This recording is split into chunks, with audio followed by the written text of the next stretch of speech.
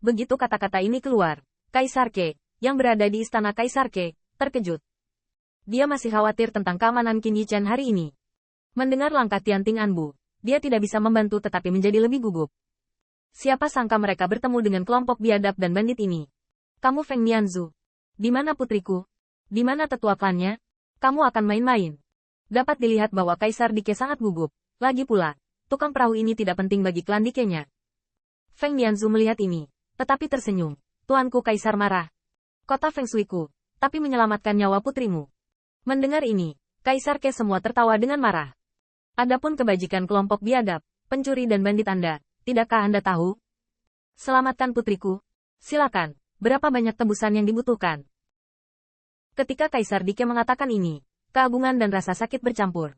Tetapi dia tahu keutamaan kelompok biadab ini, dapat dikatakan tidak menguntungkan, dan hatinya sangat gelap. Tingkat tebusan tergantung pada identitas yang ditangkap. Dengan Wen Qing, Wen Tao, dan 5 tetua klan, ditambah Tianxing dan Siwan Erlang, tebusan ini, hanya memikirkannya, membuat Kaisar Ke menderita sakit gigi. Namun, Feng Nianzu mendengar kata-kata itu, tetapi mencibir. Kaisar Dike, kamu sangat membosankan. Saya telah berkata, saya sama sekali belum menculik Ling Mei. Bagaimana saya bisa mengatakan tebusan? Tentu saja, jika Anda ingin mengucap syukur, saya juga akan tidak usah dipikirkan. Tidak ada tebusan? Begitu kata-kata ini keluar, mata Kaisar Ke berkedip dan dia diam-diam memanggil Raja Tians. Apakah ini matahari yang keluar dari barat? Apakah orang biadab ini dimodifikasi? Kaisar Ke tersenyum. Dia tidak percaya bahwa orang-orang biadab ini begitu baik. Patriark Feng, ini tidak sesuai dengan gaya kota Feng Shui-mu. Feng Nianzu juga tertawa. Kaisar berkata dan tertawa. Jika Kaisar bersikeras berterima kasih kepada kami, lebih baik melakukan sesuatu untukku di kota Feng Shui. Ada apa? Tanda seru. Kaisar Ke tertawa diam-diam, benar-benar tidak begitu baik. Komandan sengit di bawah Kaisar dan anjing Kaisar, bertarung secara rahasia. Tetapi mereka akan melukai saudara-saudaraku. Apakah Kaisar bertanggung jawab atas masalah ini? Wajah Dike Dijun merosot, dia semakin bingung. Apa maksudmu? Tanda seru. Sederhana. Feng Nianzu juga membuka jendela atap dan berkata dengan ceria. Anbu adalah anjing elang Kaisar Surga. Jika kamu memukul anjing itu, tuannya dengan sendirinya akan marah. Keluarga Kaisar kamu memiliki tujuan besar dan berani menantang Kaisar. Marah. Wajah Dike berubah. Kamu ingin aku menutupi istana Yan Huang?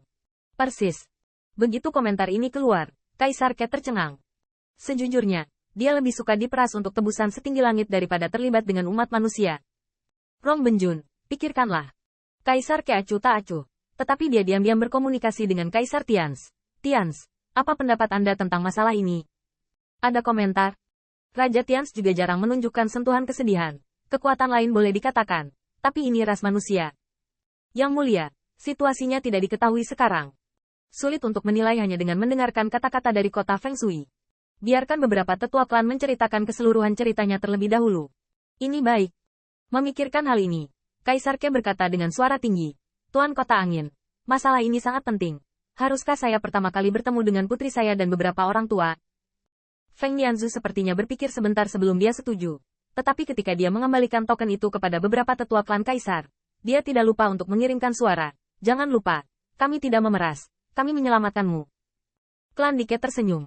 Dan ketika dia melihat Kaisar Dike, dia memberi hormat. Lihat Bapak Bangsa. Jangan khawatir, Patriark, kami baik-baik saja. Kota Feng Shui tidak mempersulit kami, tapi... Setelah itu, veteran klan Kaisar Ke dipukul oleh Anbu Pengadilan Surgawi, dan dipukul oleh orang buas yang dirampok, dan seluruh cerita tentang Anbu liar dan Anbu Pengadilan Surgawi bertempur bersama. Dan sesepuh klan itu bahkan tidak bermaksud untuk mengambil pahala sama sekali.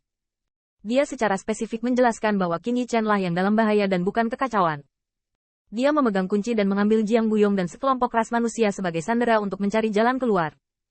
Bahkan beberapa tetua klan mengagumi Qin Yichen, dan setelah beberapa saat, Kaisar Ke dan Kaisar Tian saling memandang, dan mereka memahaminya. Ini karena para biadab digunakan sebagai senjata dan tidak dapat menemukan cara untuk bertahan hidup, jadi mereka harus bernegosiasi. Tepatnya, kota Feng Shui tidak takut pada apapun, tetapi kota itu mencoba menemukan cara untuk bertahan hidup bagi klan mereka di Kaisar Surga. Tianxing, anak ini baik-baik saja. Tangkap pencurinya dulu, tangkap raja dulu. Ras manusia di istana Yan Huang jauh lebih mudah dihadapi daripada orang biadab.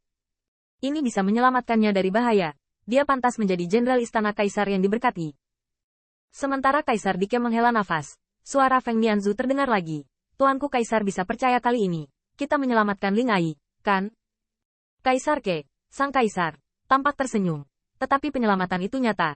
Tetapi semua orang tahu berapa banyak air yang ada. Namun, masalah ini masih jauh dari selesai. Dan bahkan bencana Istana Yan Huang baru saja dimulai. Pertama, gaji tentara dirampok. Dan kemudian Master Anbe dibunuh oleh orang biadab. Musuh lama dan baru ditambahkan bersama. Jika ini bukan pertumpahan darah di Istana Yan Huang, dapatkah amarah Kaisar diredakan? Orang biadab ini juga punya hari ini. Setelah senyum rahasia dari lubuk hatinya, Kaisar Ke mengungkapkan rasa malu. Ini bukan kepura-puraan, tetapi untuk membiarkannya menutupi Istana Yan Huang. Itu bukan lelucon. Itu ras manusia. Semua dewa dan iblis telah memperbudak dan menggertak umat manusia. Hal yang paling realistis adalah bahwa di masa depan, para dewa dan iblis itu ingin makan darah, kekurangan obat-obatan, dan kekurangan budak. Dulu, mereka semua diselesaikan dengan pergi ke Istana Yan Huang, dan dia ingin menutupi Istana Yan Huang. Apakah dewa dan iblis benar? Yang paling penting adalah bahwa umat manusia adalah mantan pelaku kejahatan. Dia adalah saudara dari naga asli.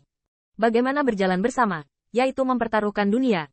Ini hanyalah alasan yang sangat baik bagi Kaisar dari semua partai dan dewa serta iblis untuk menargetkan Istana Kaisar. Kaisar Ke berpikir sejenak sebelum dengan sungguh-sungguh berkata, Patriark Feng, Klan Ling akan menyelamatkan gadis kecil itu. Kebaikan ini tidak akan dikembalikan oleh pria itu. Dengan cara ini, pria itu akan memberi Anda lebih banyak harta. Bagaimana menurut Anda? Tanpa diduga, ketika Feng Nianzu mendengar kata-kata itu, dia menyeringai dan berkata, Kaisar bersembunyi dengan sangat cepat. Tidak peduli berapa banyak harta, dapatkah saya menyelamatkan nyawa rekan saya di Istana Yan Huang? Kaisar Ke juga menolak untuk menyerah. Patriark Feng akan menarik raja ini ke dalam lubang api. Lubang api ini awalnya disebabkan oleh Istana Kaisar dan Kaisar Langit. Jika bukan karena ratusan juta orang dari ras manusiaku di alam surga Kaisar, aku membutuhkanmu. Setelah Feng Nianzu minum dengan marah, dia menenangkan diri lagi dan menghela nafas, seolah dengan enggan berkata, tentu saja, kami tidak akan membiarkan Tuan Kaisar pergi ke api unggun tanpa alasan. Bagaimanapun juga, kita adalah ras manusia. Para dewa dan iblis tidak ingin bertemu satu sama lain. Mereka semua ingin menindas kita. Jika Kaisar bersedia melindungi saudara kita, maka dia juga temanku di kota Feng Shui. Mulai sekarang, Kaisar berkata untuk bertempur. Aku kota Feng Shui akan bertarung demi Kaisar. Begitu dia mengatakan ini, mata dewa Kaisar berkedip-kedip. Kondisi ini cukup untuk membuat jantungnya berdetak lebih cepat.